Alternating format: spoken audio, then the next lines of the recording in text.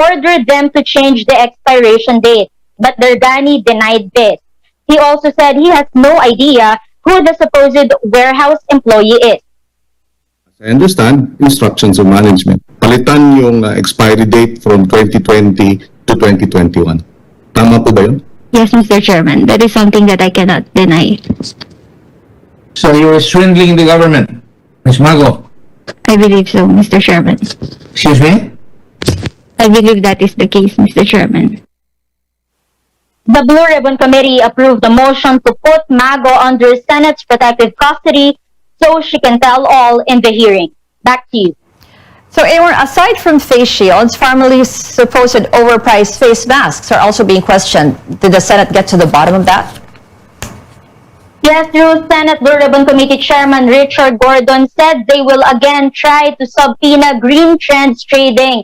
This company is supposedly the direct supplier of these surgical masks, but on their first attempt, the Blue Ribbon Committee failed to subpoena or to serve the subpoena because their registered addresses are fictitious. Gordon again questioned the procurement services transaction with Farmely, which only acted as an agent, resulting in the purchase of face masks worth nearly 28 pesos per piece when Green Trends was selling it at only 18 pesos. Ruth. Amor, senators are also saying Farmely was able to do all these because of its connection to former presidential advisor Michael Yang. What else are they saying? That's right, Ruth. Gordon said Farmely got that undue advantage because of its close relationship with Michael Yang. Senators again grilled Farmely Director Lincoln Ong on the extent of Yang's assistance to Farmely, but he refused to give the exact amount of money Yang lent them. The lawmakers threatened to transfer Ong from Senate custody to the Pasay City Jail for evading their questions. Back to you. Amor Santos there reporting. After more than a month, health officials say fewer people are now getting sick with COVID-19. In Metro Manila and 3 other regions previously classified as high risk. Does this mean the new lockdown system helped improve the situation in the capital region? And is the worst over? Let's find out from Carolyn Buanquin. In this restaurant in Mandaluyong City, Ana Clarissa and her staff make sure they follow health protocols, from sanitizing utensils to checking if dine-in guests are vaccinated. Bumabawi pa lang po tayo nung lockdown. Nung lockdown kasi talaga, sir, mahirap kasi puro take out, so walang ganong customer. After 7 weeks at high-risk category, officials downgrade Metro Manila to moderate risk with a negative growth in COVID-19 cases. This means fewer people are getting sick. It's now around 4,500 daily from September 17 to 28, the lowest in a month. RT, or the number of people getting infected by a COVID-19 patient, has been going down since August 12 as well. A decline in RT means that while there are still more cases being reported, the rate of increase has slowed down. Once at high risk, now also down to moderate risk category are Calabarzon, Central Luzon, and Davao region, where daily cases are declining. Though lower than previous weeks, hospitals are still packed. Despite slightly improving numbers, the health department says Metro Manila is not out of the woods just yet. It's too early to tell if recent protocols really help. Marami mong factors that might have contributed dito po sa nakikita nating 2 araw o 3 araw na bumababa ang mga kaso. And one of the biggest factors might be the decrease in the laboratory outputs here in the National Capital Regions. COVID-19 testing nationwide was down by 5% in a week. In Metro Manila, people tested through RT-PCR daily was 28,000 less than last week. A possible reason why fewer people are testing positive. As of Friday, 1 out of 4 people getting tested have COVID. Ito ba ay dahilan ng rapid antigen test na paggamit o baka naman talagang wala na po silang ma-case finds? We cannot just attribute to the policy shift. Kailangan pag-aralang maigi. Metro Manila has one of the highest number of people getting infected on a daily basis, 37 out of 100,000. The goal is to substantially reduce it to below 7. Ana and the rest of the restaurant staff hope Metro Manila is really on its way to recovery because their lives and livelihood depend on it. Caroline Bongkin, CNN Philippines. There are over 18,000 additional COVID-19 cases today. Active cases are more than 175,300, excluding data from just one testing laboratory. Over 9,000 people recovered. However, no new deaths were reported due to technical issues with the COVID Kaya system.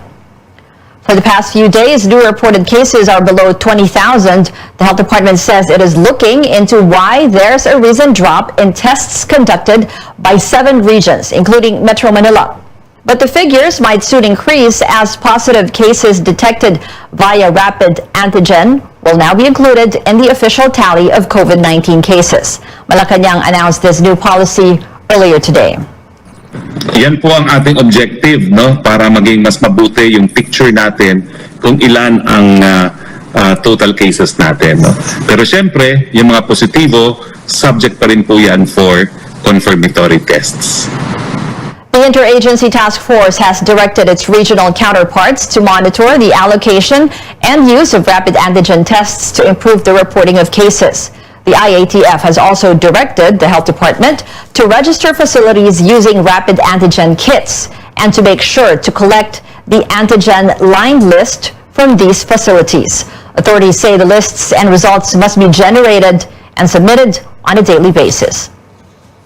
The Health Department is proposing a simpler and consolidated special allowances for healthcare workers during the COVID-19 pandemic, as the Senate tackles bills that will grant continuing benefits for private and public workers in the health sector.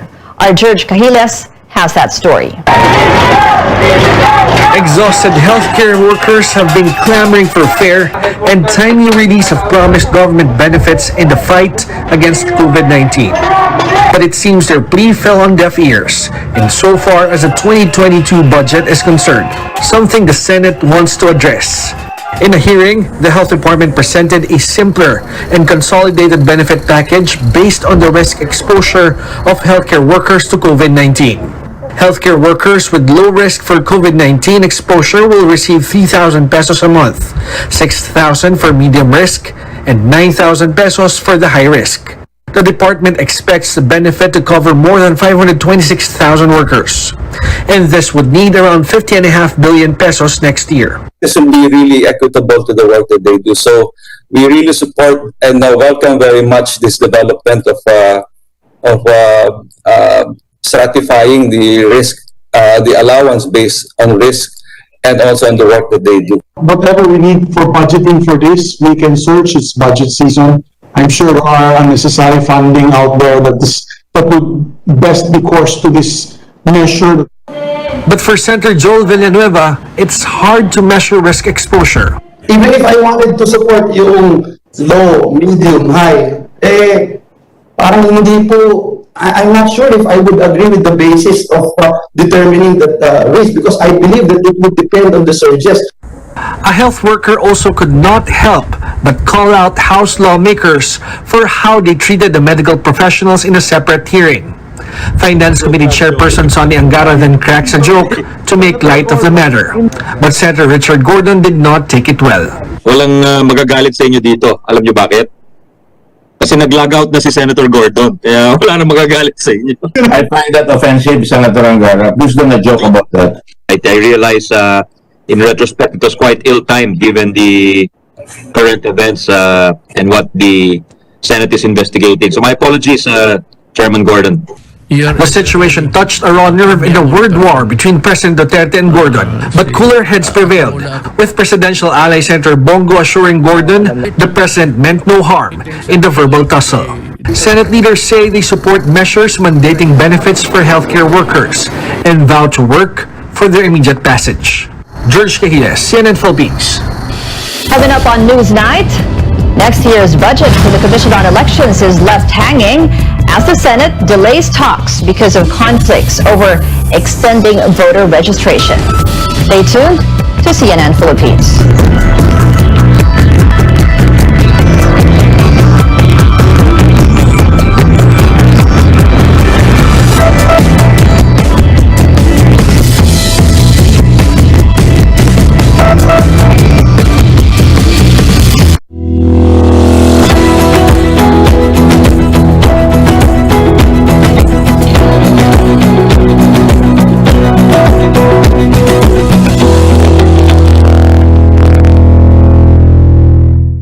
Council of Belarus, my main responsibility was to see to it that the citizens that were in the Philippines were able to get back to their country. With my busy schedule, I discovered chemistry is a big factor in improving our health, and I've been taking it for more than 7 years already. I'm Annette Ablan, the Honorary Consul of the Republic of Belarus to the Philippines. Mahalagang paalala, ang MX3 capsule ay hindi gamot at hindi dapat gamitin panggamot sa anumang uri ng sakit. Bawat patak, may sarap, may lakas, sulit. Red Horse Beer.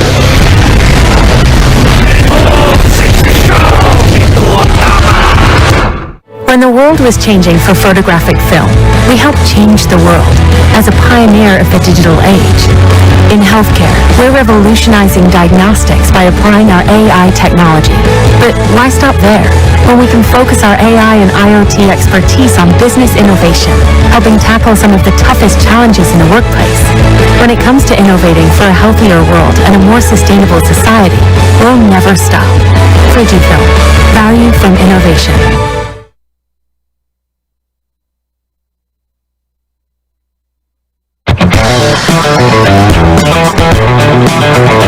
I have about an hour before my next appointment, so I'm going to stop by my regular auto care center and get the car checked out, maybe even an oil change. Here it is right here. Hi, good day, sir. Welcome to Petron Car Care Center. Thank you very much. I just want an oil change, please. So you go to Petron Engine Oil Redex. You got it. What I love about Petron Car Care Center is they offer a full range of automotive repair and maintenance service, from lubrication, tune-ups, even tire and electrical maintenance and repairs. Any care your car needs is right in here, so it's hassle-free and convenient. Their outlets nationwide have highly skilled technicians who use state-of-the-art tools and equipment to keep your vehicle in tip-top condition. So expect expert solutions to your concerns and effectual service from their staff. So how's it going, Kuya? Good. With Petron's extensive range of internationally accredited lubricants, both mineral and fully synthetic, the Car Care Center over here, which is your automotive fluid specialist, is your one-stop shop for all your lubricants. Now, it's necessary to have checks and regular oil changes because this has a significant impact on your engine's performance. This is why it's so important to use quality engine oils that are designed to provide ultimate engine protection. Formulated with dynamic cleaning technology that promotes superior engine cleanliness for a more efficient and longer engine life, the Petron Redex is my top choice. It has an outstanding oxidation resistance to keep your car's engine healthy and perform exceptionally good. First-rate cleanliness, protection, and maintenance. It's all guaranteed here at Petron. Petron, may kasabay sa lakbay.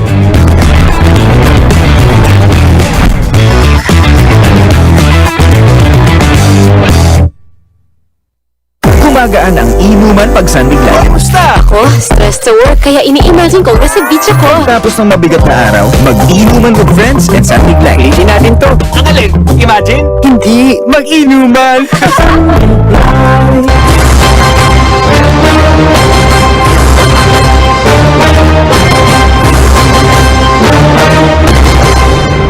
Welcome back to CNN Philippines. The Senate held hostage the 2022 budget of the Commission on Elections. That's after the poll body refused to extend the voter registration period.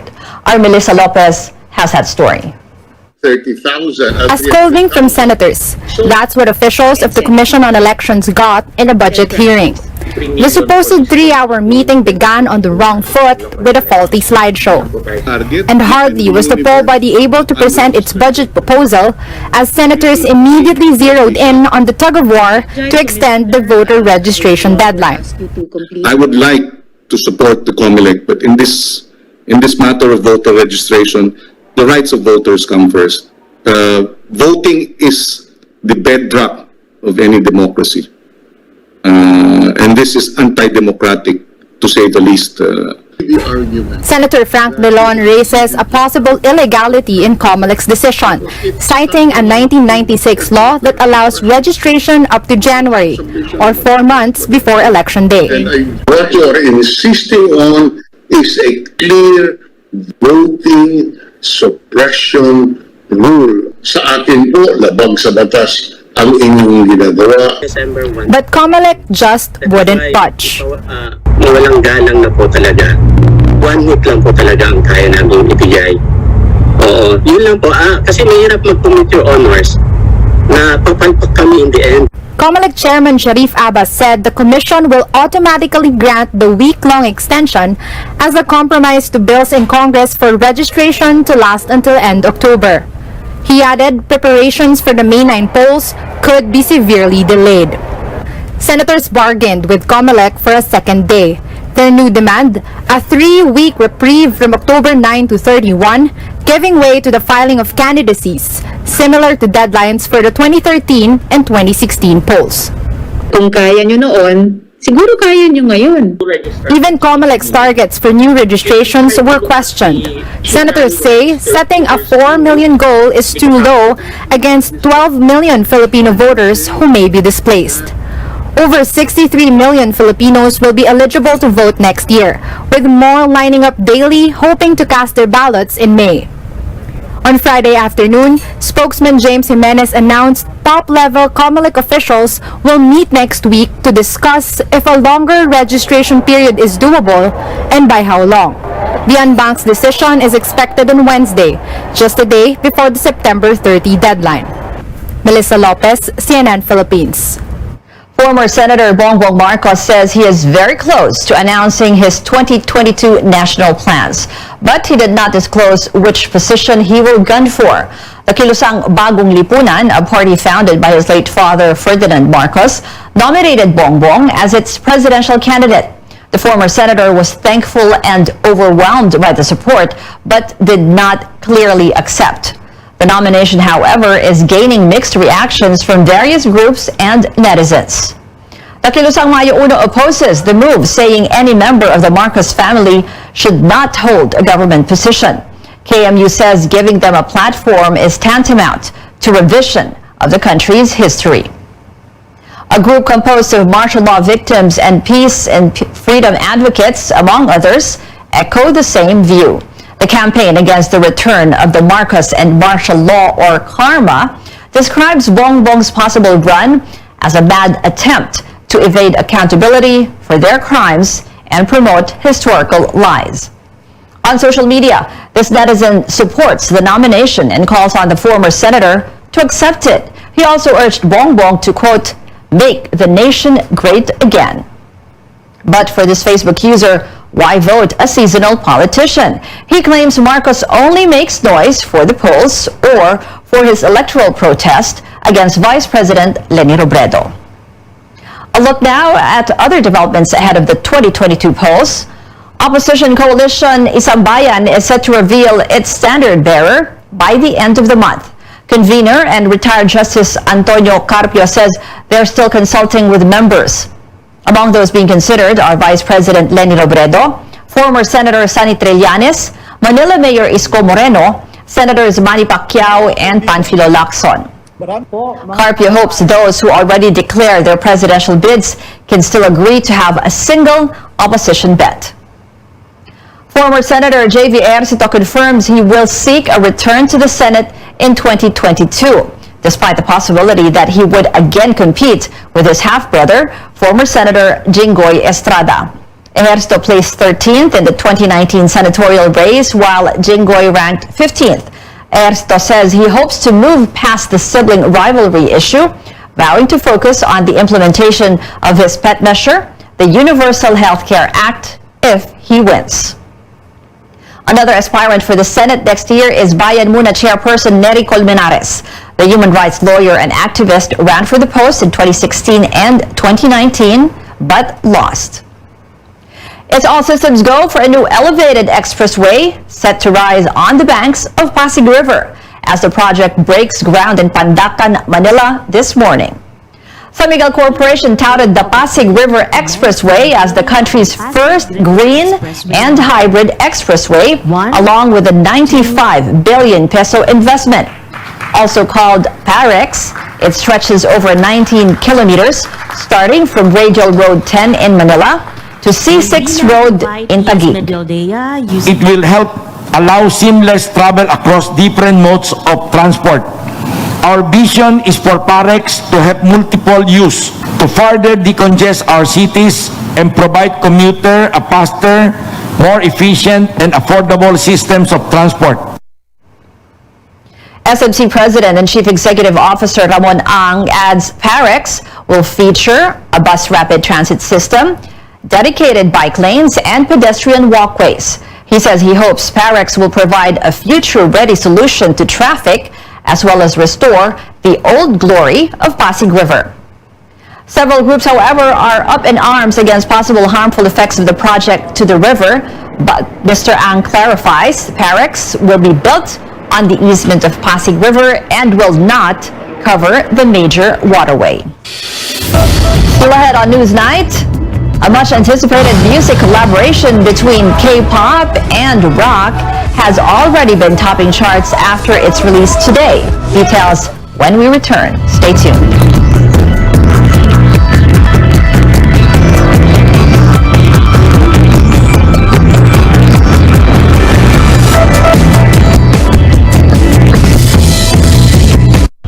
Nagsimula sa isang pangarap. Ako na po, ma'am. Ika'y tutulungang ibahin ang buhay na nakasanayan. 24 months ka na sa pag-ibig. Panghulog na ako sa motor. Uy, bago mo ba? Gagawa na ang bang para mapaghandaan ng forever. At harapin ang bukas na may maaasahan. Simulan mo na ang forever mo ngayon. Fund your forever with Pag-ibig Fund. Register today!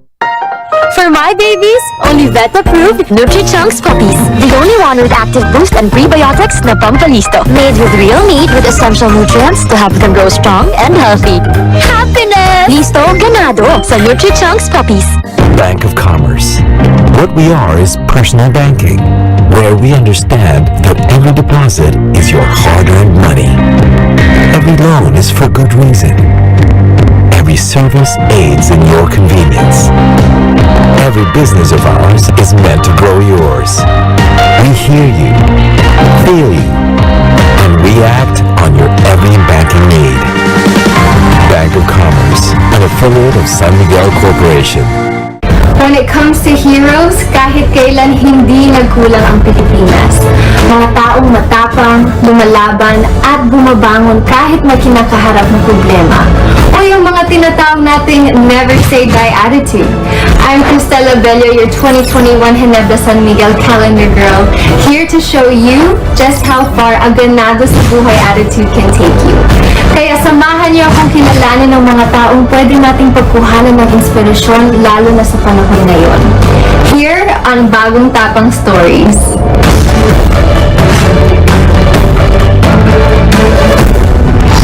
Help comes at the most unexpected time from the most unexpected places. And for filmmaker Peter Polillo, it came when he and his wife were struggling to survive during the pandemic. Dati, sunod-sunod ang pag-shoot ng commercials, wedding videos, at iba pa. Pero dahil sa COVID-19, he lost his source of income. Pati ang kanyang asawa na empleyado ng isang manufacturing company ay nawalan din ng trabaho. While others might have given up, Peter did not. Ginastos niya ang kanyang savings. Binenta na rin niya ang kanyang kotse at camera equipment. Tinulungan pa si Peter ng kanyang boss na nagbigay sa kanya ng pagkakataong bumangon. Nagtayo siya ng isang milk tea business at within 2 months, 6 branches at 4 franchises na ang milk tea house ni Peter. Nagbigay si Peter ng trabaho sa mga out-of-school youth at iba pang hindi makahanap ng pagkakakitaan sa oras na ito. He also started the 10 Drinks, 10 Hospitals project na nagbibigay sa COVID-19 frontliners ng libreng milk tea. With just a little bit of help, Peter went from being in debt to being a success story. Everywhere in the Philippines, there's an unsung hero whose story is just waiting to be told. Just goes to show that even in our day-to-day life, anyone can embody that bagong tapang spirit. I'm Cristela Bello, your 2021 GSM Calendar Girl. See you next time for more stories na magpapakita na kahit may bagong hamon sa buhay, may bagong tapang sa One Ginebra Nation.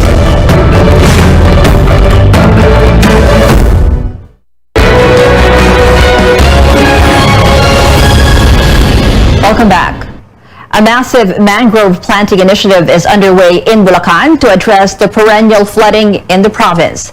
The program, initiated by a diversified conglomerate, is part of its flood mitigation strategy ahead of its construction of the largest and newest international gateway. Our Tristan Adalo reports.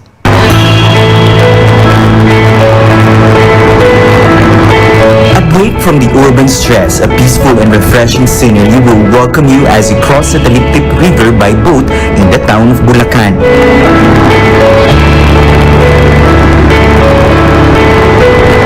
Less than 30 minutes away from the takeoff point, there lies the Bulacan Mangrove Eco Park, a 24-hectare land that is home to rich marine biodiversity.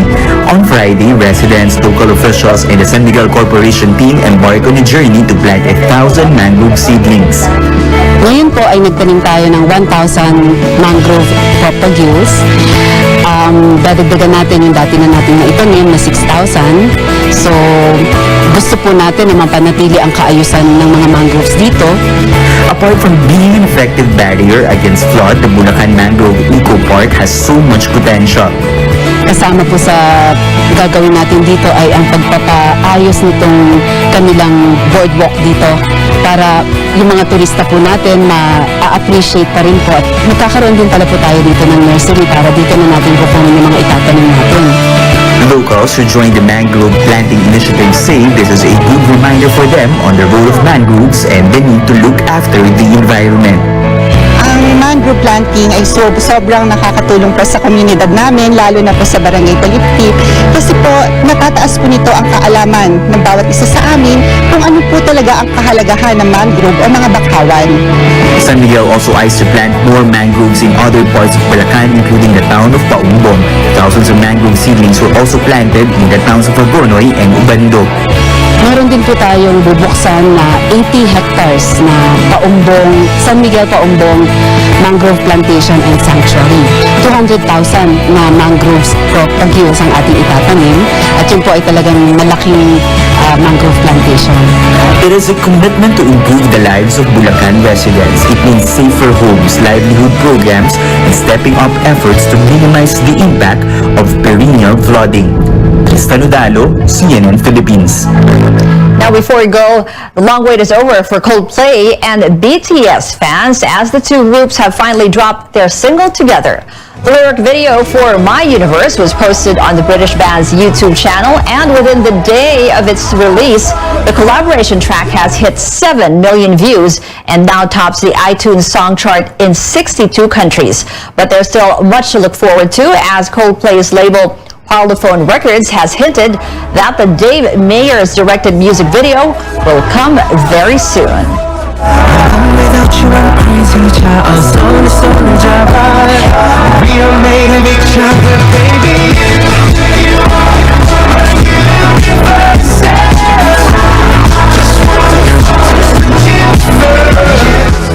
A closer look at how the song was made will also be released on Sunday through the Inside My Universe documentary. We have 92 days more before Christmas, and that's it for tonight. Thank you for watching. I'm Ruth Cabal for Newsnight, where we go above and beyond the headlines. Have a weekend and stay safe.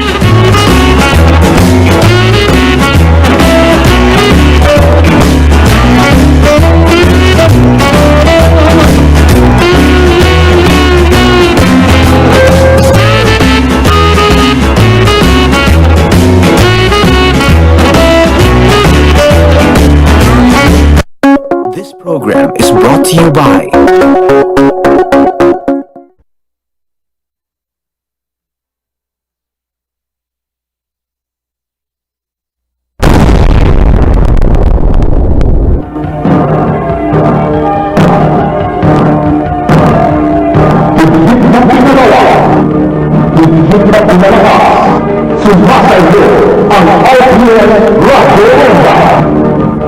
RPM DYKB Radyo Ronda Bacolod.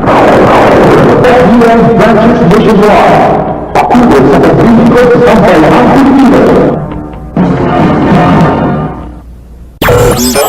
DYKB Bacolod, mas pinalawak, mas pinalakas, pinalakas. DYKB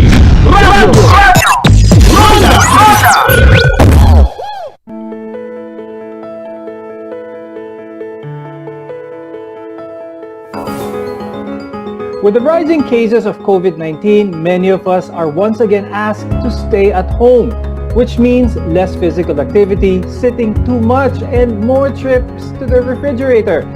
Staying at home keeps us safe from the virus, but it may lead to a more sedentary lifestyle and unhealthy behaviors. On today's show, we'll talk about how to keep ourselves healthy during the pandemic. I'm Dr. Freddy Gomez, and MedTalk Health Talk is your connection to healthcare.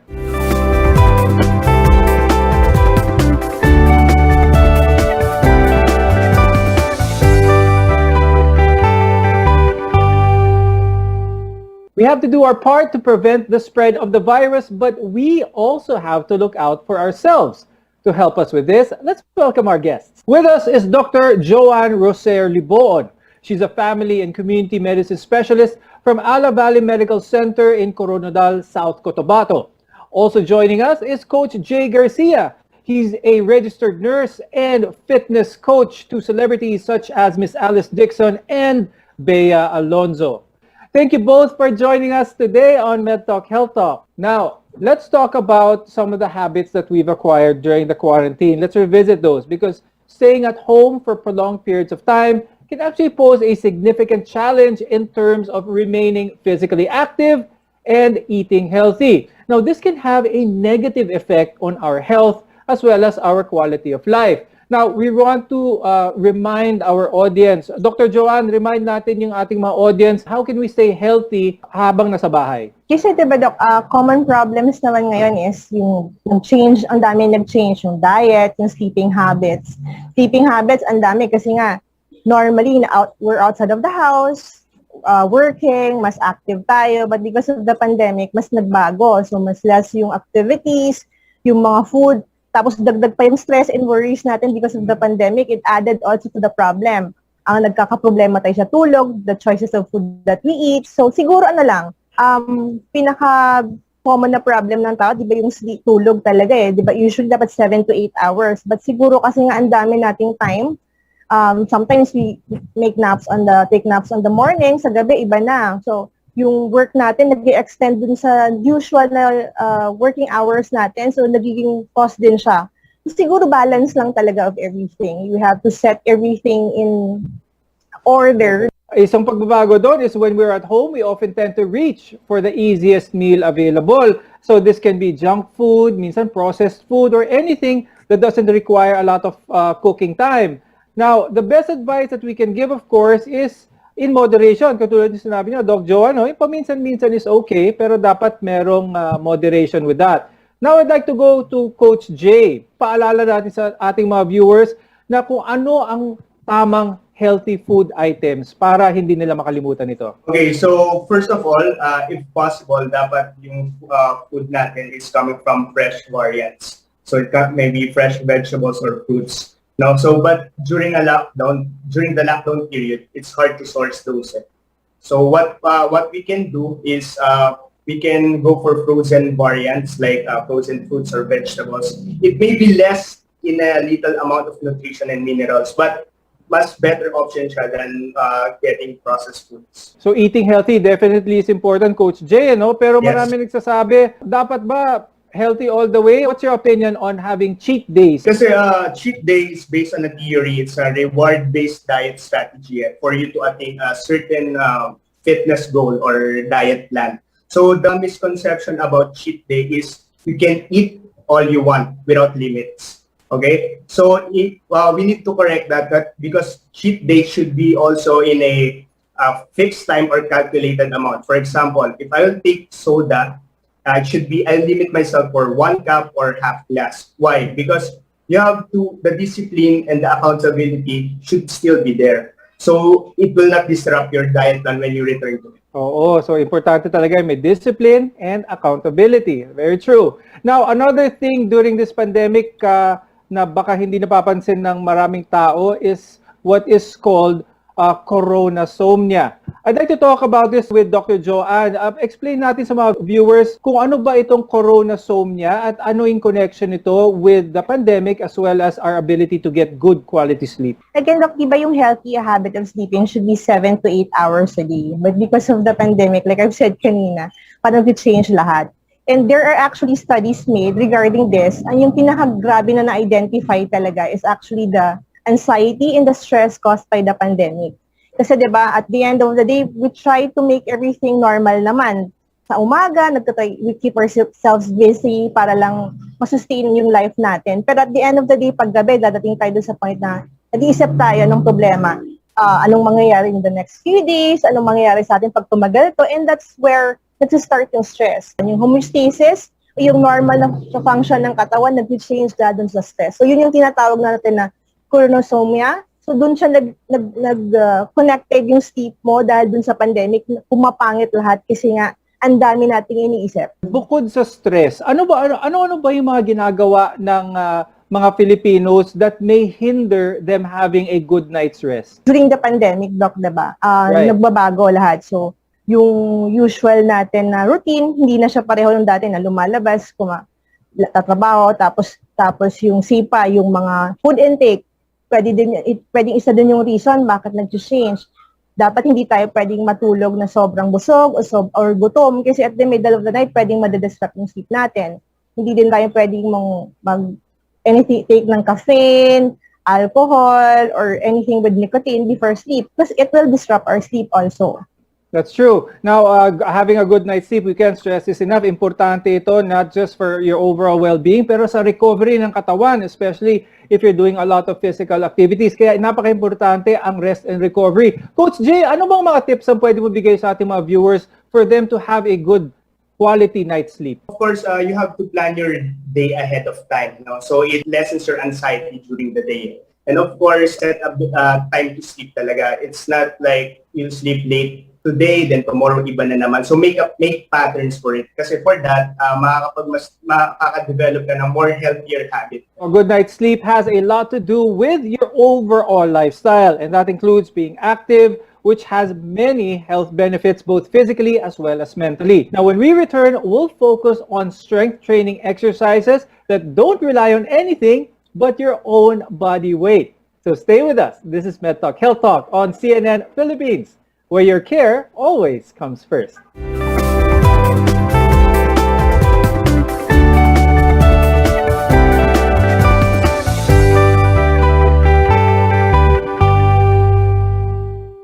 DYKB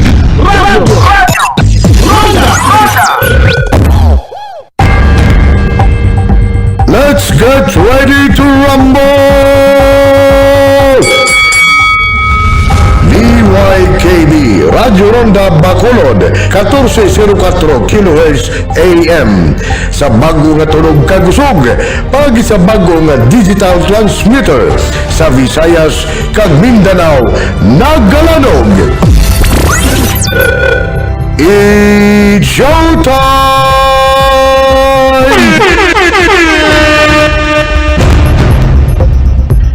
Marka RPN Serbisyo Garantisado. We are not the number one, but we are the alternative.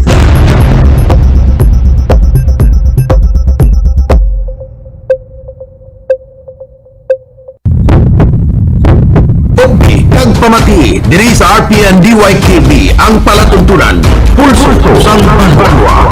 Pulso sang Banwa, alas 6 tugtog alas 7 ang takna sang aga, Lunes tugtog Biyernes. Upod sa inyo alagad, Larry Concepcion.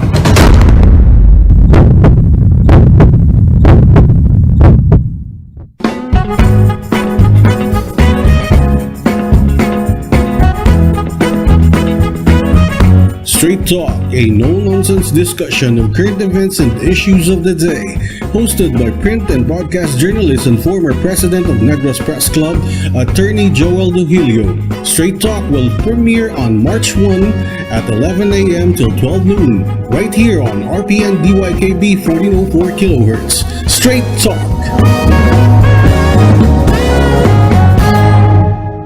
DYKB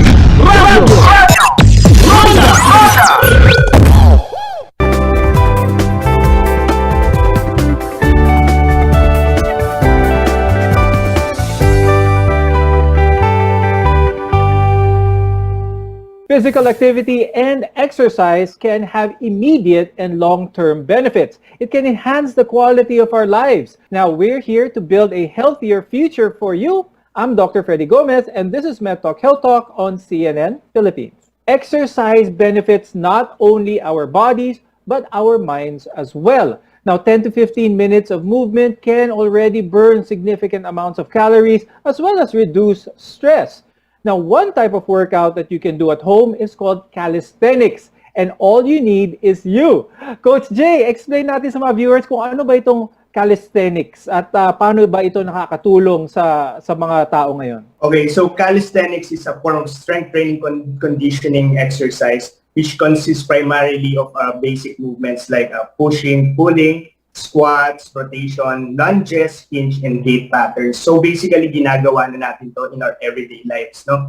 So this type of exercises, we usually perform it rhythmically with little to minimal set of equipments. Okay, so ayun yung maganda sa calisthenics, you know, you don't require any fancy equipment, you just need enough space to move. Now, Coach Jay, anong mga benefits na ito? At ito bang calisthenics ay marerecommend mo sa entire age group? So calisthenics is usually used to promote muscular and aerobic conditioning for our body. So it also promotes development of psychomotor skills like balance, agility, and coordination. In terms of recommendation naman, it's for everyone, but of course, any type of exercise before you start it, you have to consult your doctor or a licensed professional coach. Kasi some medications or medical conditions or muscle imbalances may hinder the programming of the calisthenic program. So we might consider some things that might not be good or bad for you. Now, before we move on, let's discuss briefly some of the minimum health and safety protocols again. Dr. Joanne, magandang ma-remind natin ng paulit-ulit ang audience natin about these minimum health protocols. So, apat dapat. Ano yung una? You have to maintain hand washing and hand sanitizing. Pangalawa po, yung pagsusuot ng tama ng yung face mask natin. At pangatlo, yung pagsusuot ng face shield. At pang-apat po, yung pag-maintain ng social distancing or pag-avoid muna ng mga parties na hindi naman ganun ka-importante sa ngayong panahon po. Because COVID-19 spreads from person to person through respiratory droplets primarily, so wearing a mask not only protects you, but the people around you as well. Apart from face masks, face shields can be an additional layer of protection against the virus. Dr. Joanne, are face shields really necessary? Additional protection po yun, Doc. Kasi nga, di ba, when we're in a crowded place, not just in a hospital, pwede pa rin yun. Kasi napapansin naman natin, not everyone wears their mask na tama. So, pwedeng additional layer yun that's to protect you and the other people aside. Kasi yung nalalabas na hindi na masyadong nakakover ng face mask mo, nalalabas, naging aerosolized sila, which is pwede yung mag-transfer dun sa kasama mo or na hindi naka-face shield or pwedeng ikaw ang mahawa or mapunta sa'yo. So, sa ngayon, lalo na meron tayong Delta variant na mas madali, mas advised pa talaga na magpa-face shield pa rin po, lalo na if we're on a crowded place. Recently, we've been hearing about double masking or wearing 2 masks instead of 1. Dr. Joanne, anong science behind nito? Paano ba ito effectively ginagawa? You can wear the surgical mask una, tapos on top of that, you can wear a snugly fit na cloth mask, yung tama yung pagkatay, para yun lang yung para ma-secure na covered talaga yung face mo.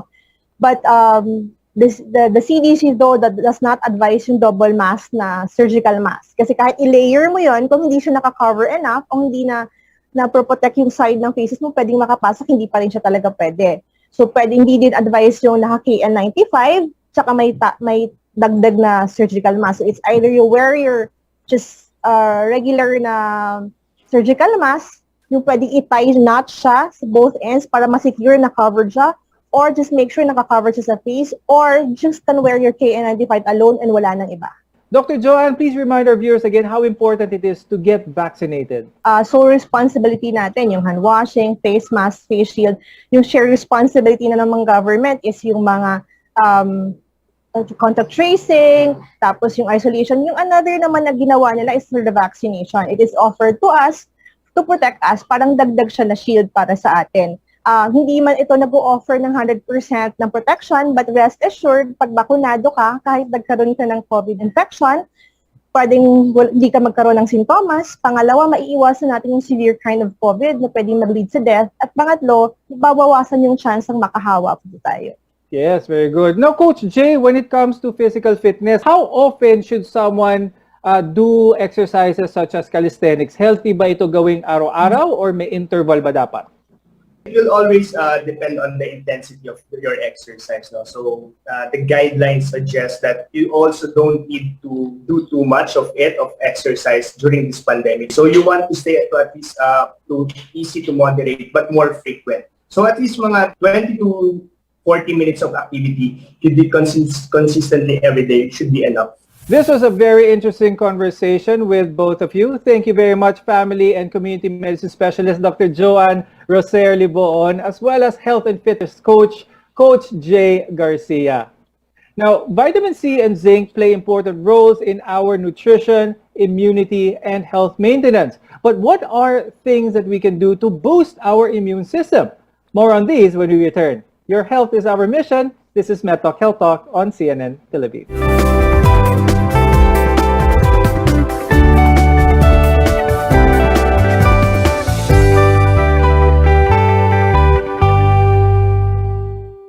BYKB Radio Ronda.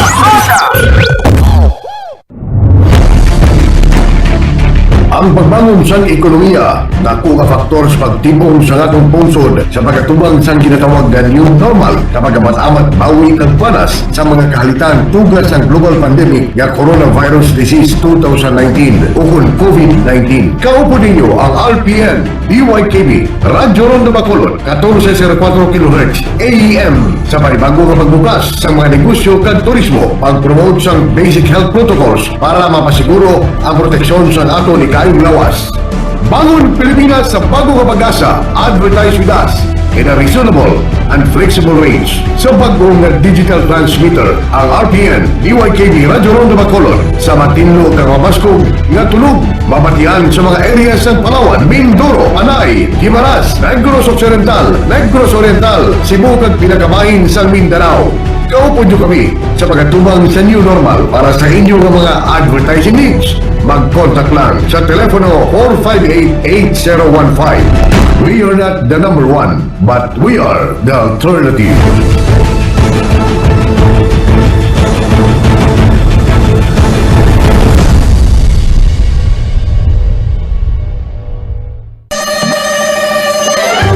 Magaratsada na sa inyong mga radyo ang palatuntunang Ratsada! Ratsada! Nerenante Dong Rambo Malaan. Ratsada sa mga isyo. Ratsada sa komentaryo. Ratsada sa mga balita. Kag serbisyo publiko. Inyo mabatian sa adlaw nga Domingo, alas 10 tubtob, alas 11 sangaga, diri nga istasyon, Bantayan! Pulong sang kabuhi, programa ginasakdag kag ginapangamuyuan sa mga kauturan sang Hinigaran Fundamental Baptist Church sa Kinsian, Hinigaran. Kag mapamatian sa kahanginan alas 6 tubtob, alas 6:15 sang aga, Sabado kag Domingo nga adlaw. Madamo gid nga salamat.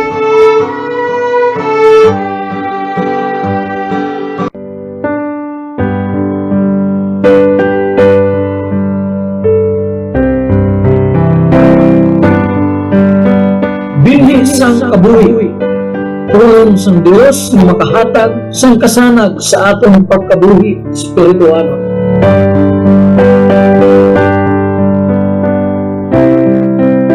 Binhi sang kabuhi, inyo mabatian tagsa ka Domingo, alas 10 tubtob, alas 10:30 sang aga. Diri lamang sa RPN BYKB 1404 sa Bacolod, sa tagsa kalilisuan sa inyong mga radyo.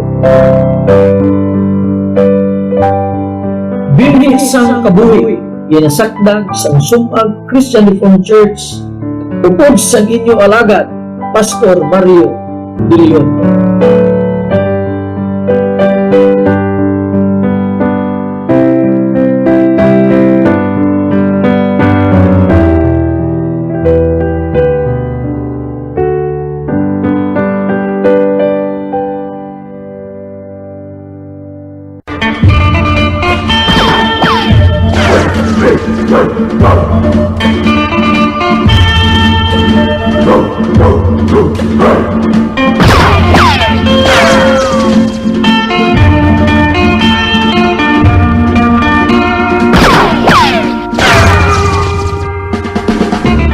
Kinamatarong sang tao may baluan ang nagakatabo sa iya palibot. Kinamatarong yaman nga makapahayag sa iyang sentimiento kag panindugan sa mga isyu kag topiko nga nagafektar sa iya kabuhi kag pagsinalayo. Bangod sini, kinahanglanon sang tao ang madasig kag sibo nga impormasyon nga magagiya sa iya desisyon kag aksyon. Gani dapat ang balita rapido!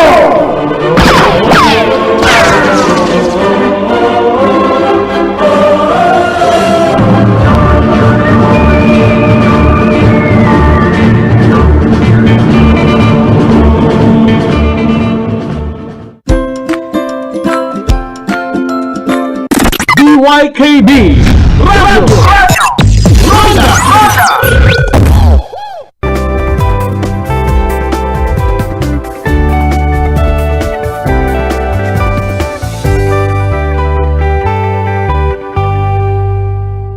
It's been more than a year since the pandemic started, and getting vaccinated should be our top priority, but we should still continue to follow health and safety protocols. That means eating well, getting enough rest, exercising as much as we can, and taking your vitamins. Let's welcome Dr. Antonio Ligsay. He's a pediatrician and molecular medicine specialist from Stada Fern C. Thank you for joining us today on the show, Doctor. Thank you very much. Thank you very much. Glad to be here. I'm sure a lot of our viewers are very familiar with vitamin C because vitamin C is indeed an essential vitamin. But hindi ito nagagawa ng katawan natin. Our body can produce it, pero marami itong mga benefits. Could you name some of these, Dr. Antonio? Vitamin C is a free radical scavenger. Yung free radicals natin are the molecules which attack our body and produces a lot of effects in the body, like ranging from cardiovascular effects to decreased immunity and decreased wound healing. So it is very important to have a good source of vitamin. That's very good to mention. This is a free radical scavenger. Does this have something to do, Dr. Antonio, with how vitamin C can protect us from diseases? Yes. Since the free radicals are the ones which attack our body, vitamin C acts on these free radicals. Therefore, you are protected from diseases like infections. It hastens your wound healing, and most important is it's good for overall health. So good for overall health talaga ang vitamin C. Yes. Pero sa kaalaman ng lahat, vitamin C isn't actually stored sa katawan natin. So there's a very minimal risk of someone overdosing from it. How much vitamin C is enough, Dr. Antonio? And what happens when we get too much vitamin C? Generally, it's about 500 milligrams to 1 gram daily, but 500 milligrams is the one recommended.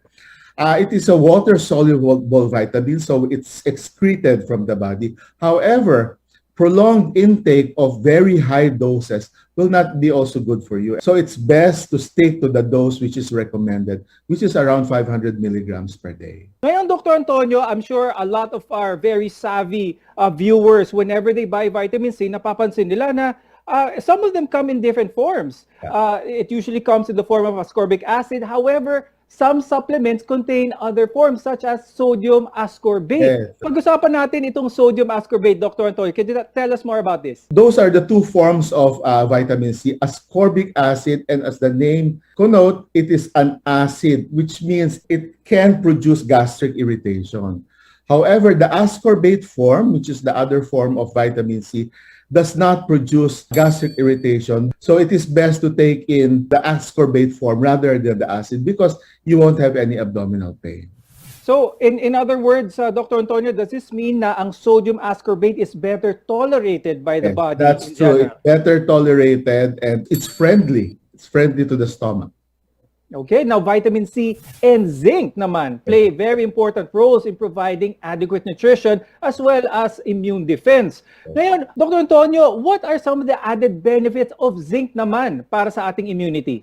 Zinc has been extensively studied to promote or to increase immunity. This is very important for what we're experiencing right now during the COVID pandemic. Yes, we do have to get our vaccine, but because of the breakthrough infections that we are experiencing right now, and we see vaccinated people getting COVID again, it is very important that you increase your immunity because this will prevent you from having a more severe form of the infection.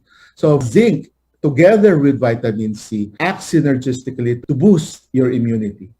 Okay, so marami talagang itong benepisyo ng vitamin C. Although a lot of our viewers maybe take their vitamin C first thing in the morning, yung iba bago matulog, yung iba pagkatapos kumain. Is there a best way, Dr. Antonio, for one to take their vitamin C?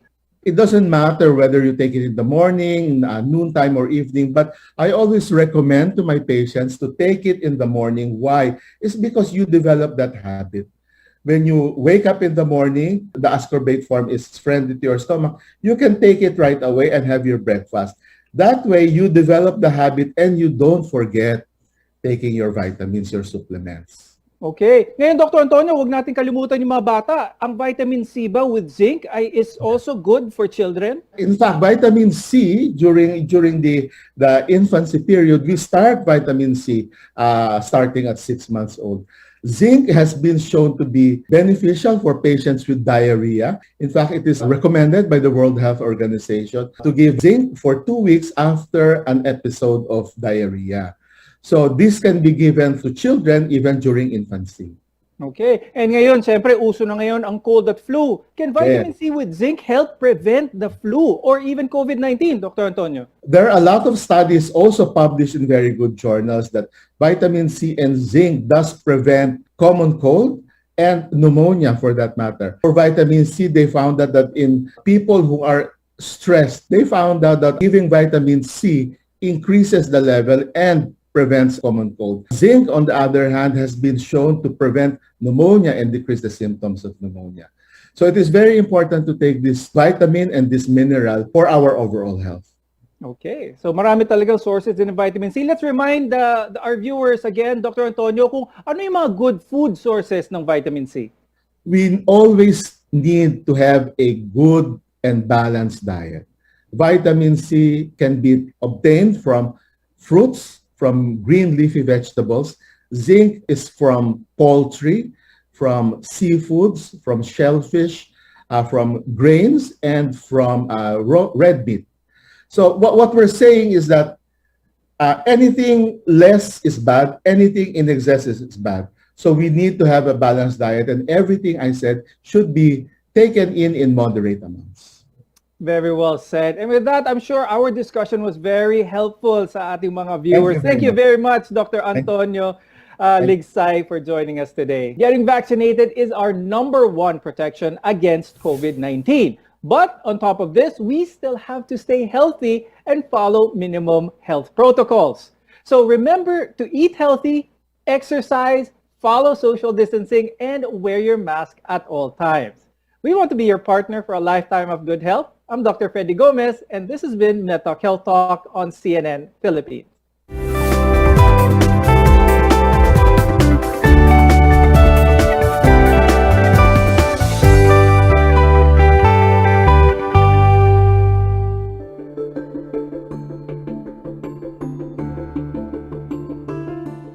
Stop.